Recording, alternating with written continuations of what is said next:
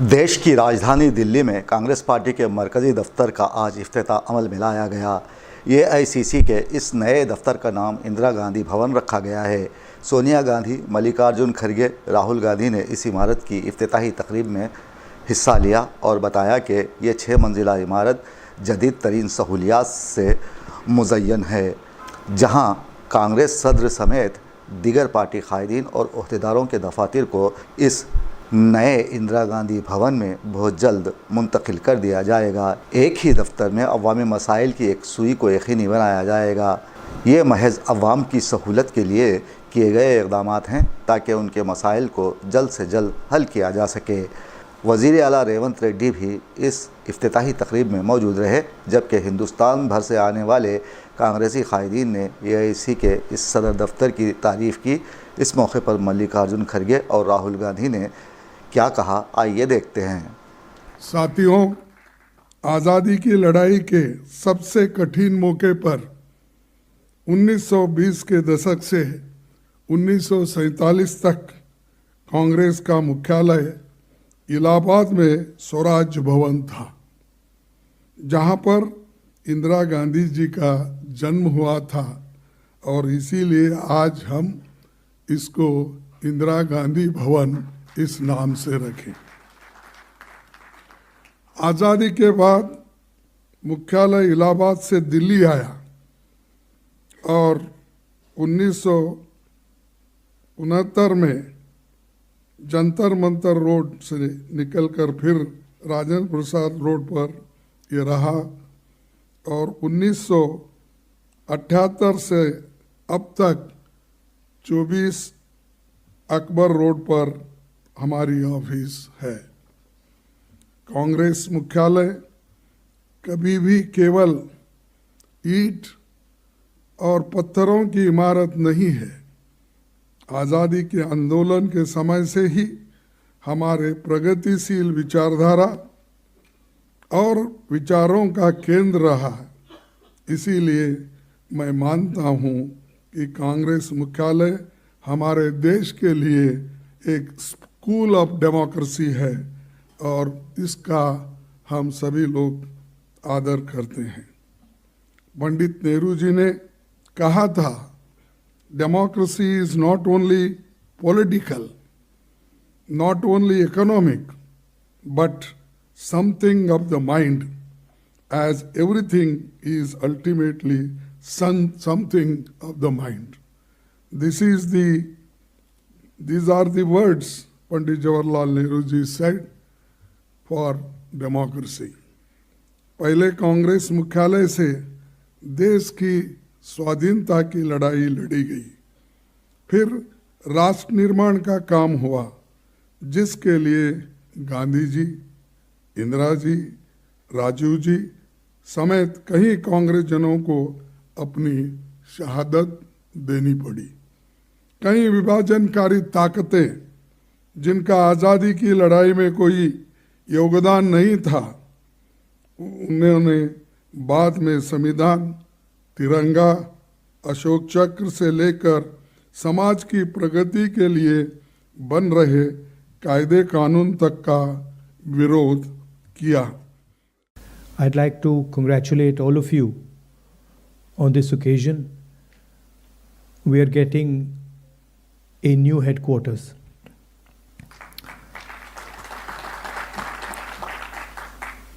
And we are getting a new headquarters at a very particular time. I think it's quite symbolic that yesterday, in a speech, the chief of the RSS said that India never achieved independence in 1947. He said that true independence in India was achieved when the Ram Mandir was built. This building, it is not an ordinary building. It has emerged from the soil of our country, and it has emerged as a result of the hard work and sacrifice of millions of people, and not just sacrifice prior to the freedom movement, but sacrifice until today. And there are multiple examples. There's the example, of course, of the freedom movement and the fruit of that movement, which was the Constitution, which was essentially attacked yesterday by Mr. Mohan Bhagwat when he says that the Constitution was not the symbol of our freedom. But also after that, thousands of our workers died in Punjab, thousands of our workers died in Kashmir, thousands of our workers died in the Northeast. And so this party has stood for a particular set of values. And we can see those values in this building. Unlike the Western world, which focuses on outside the self, the Indian way of thinking is about understanding the self. If you look at our great masters, they're all about understanding precisely who you are, where you come from, who you are, what your nature is. And that, the Bhagavad Gita is about that, Shiva is about that, Guru Nanak Ji is about that, Kabir is about that. All of them are asking the fundamental question, who are you? And this is really the fight that is taking place in India today. There are two visions of the self in India in conflict. One is our idea, the idea of the Constitution, and the other is the idea of the RSS. One idea says India is a union of states. We have, as we entered, I saw, we have all the national languages there, equally placed together. There is no superior language. There is no inferior language. There is no superior culture. There is no inferior culture. There is no superior community, no inferior community. They are all the same. That is written in the Constitution, and it is symbolized by this building. On the other side, there is the idea of a centralized knowledge, of a centralized understanding. Mohan Bhagwat has the audacity to inform the nation every 2 or 3 days what he thinks about the independent movement, what he thinks about the Constitution.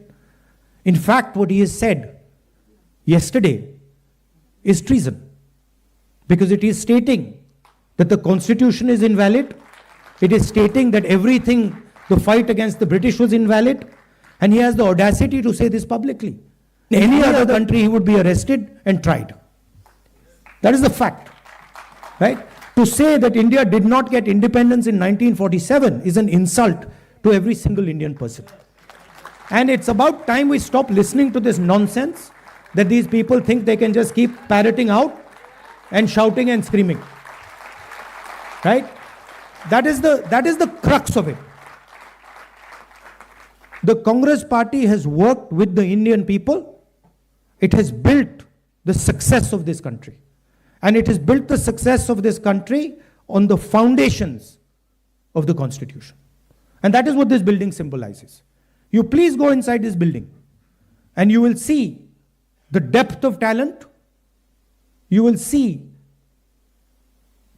how deeply the Congress party has entered the soul of India.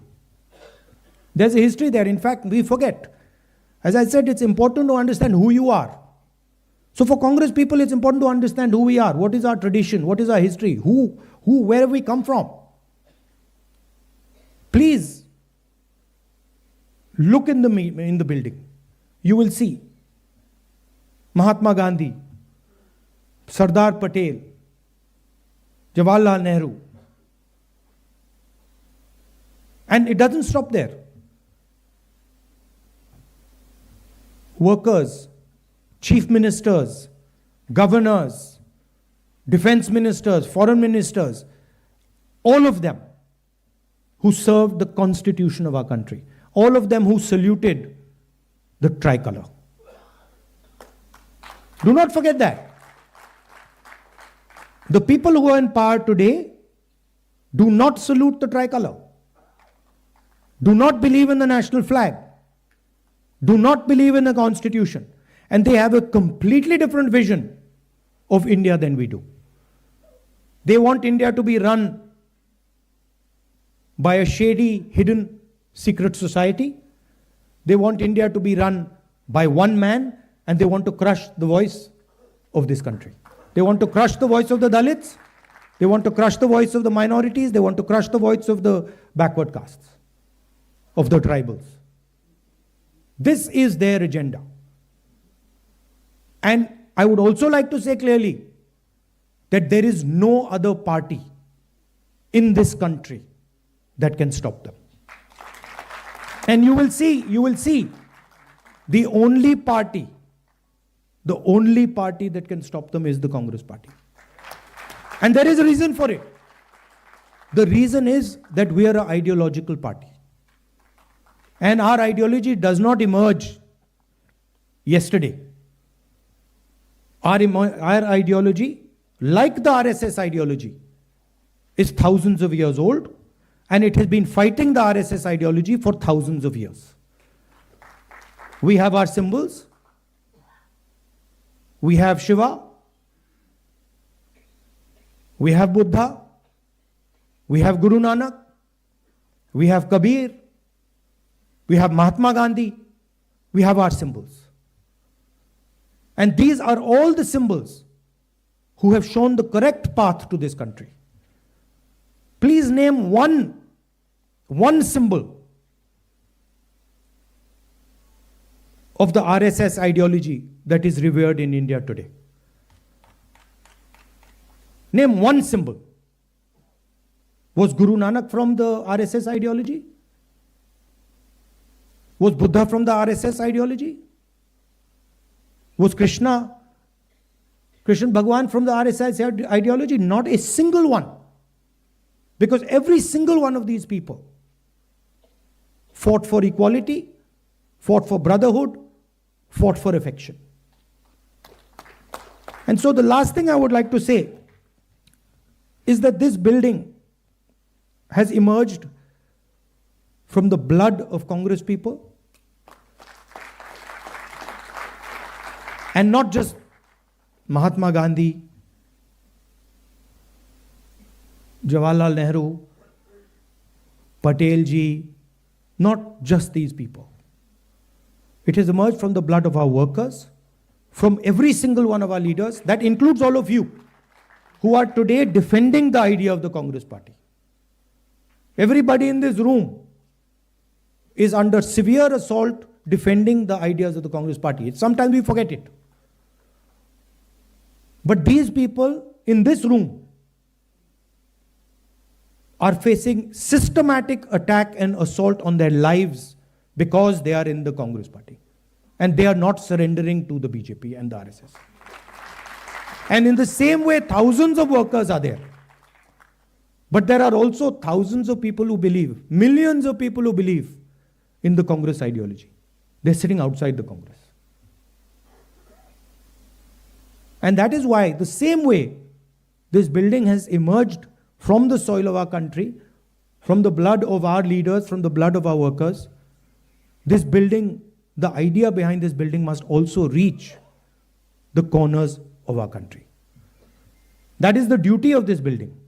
That it does not just remain a building, that the ideas that are inside this building reach the corners of our country.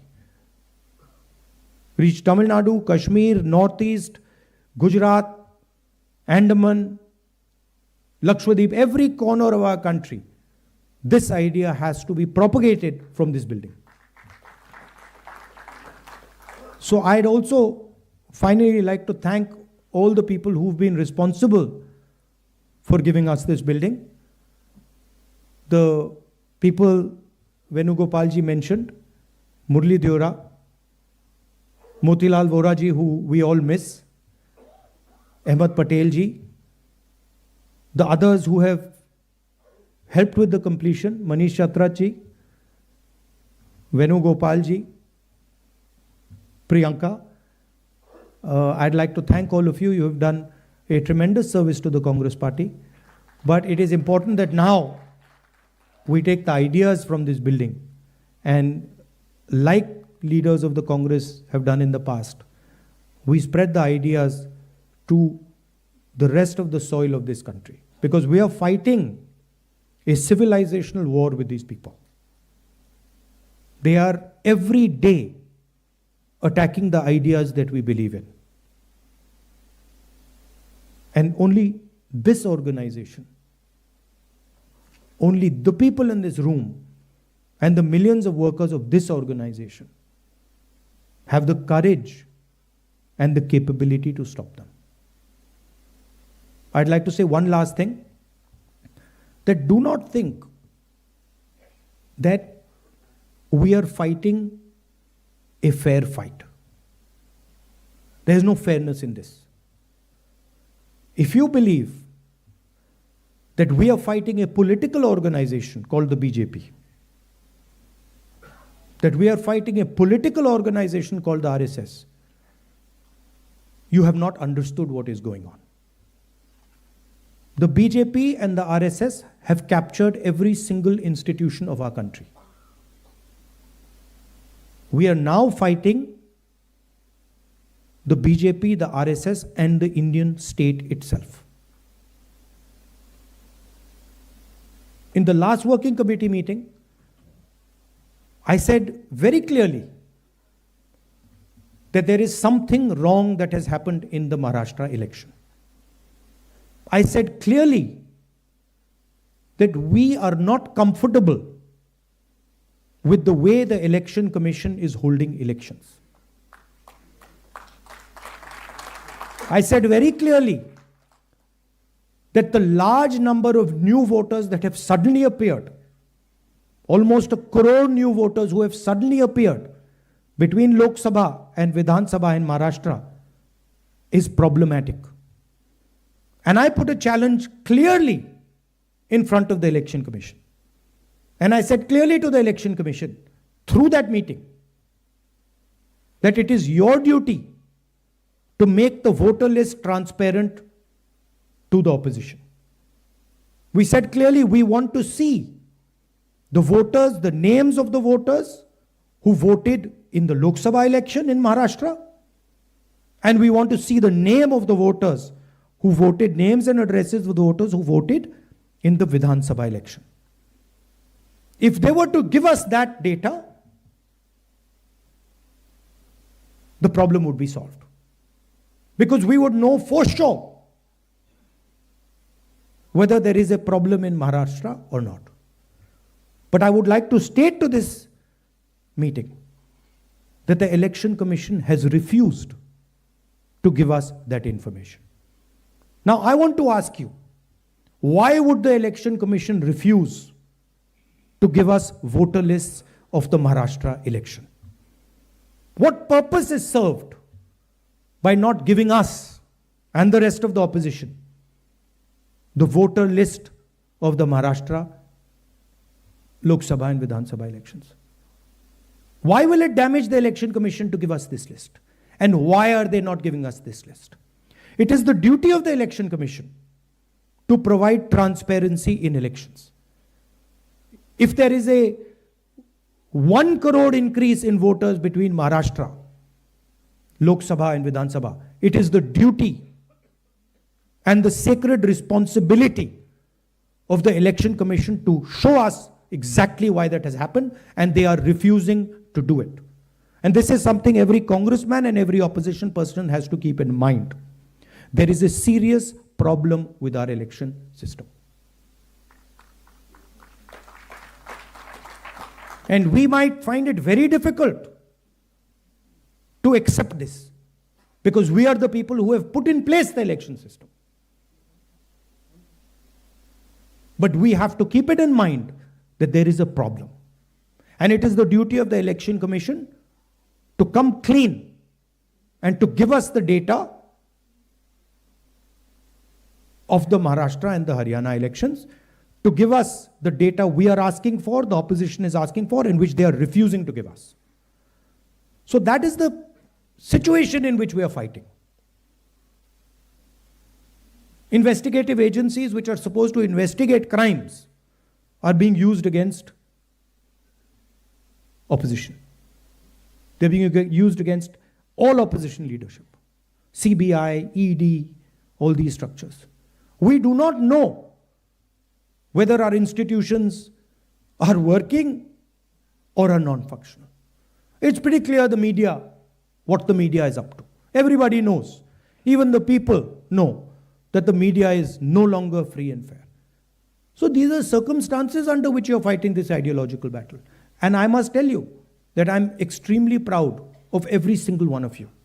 That you get up in the morning, and you stand and you fight for what you believe in and what you know to be your politics. So I'm very proud of this building, and I'm more proud of the people who are sitting inside this building right now.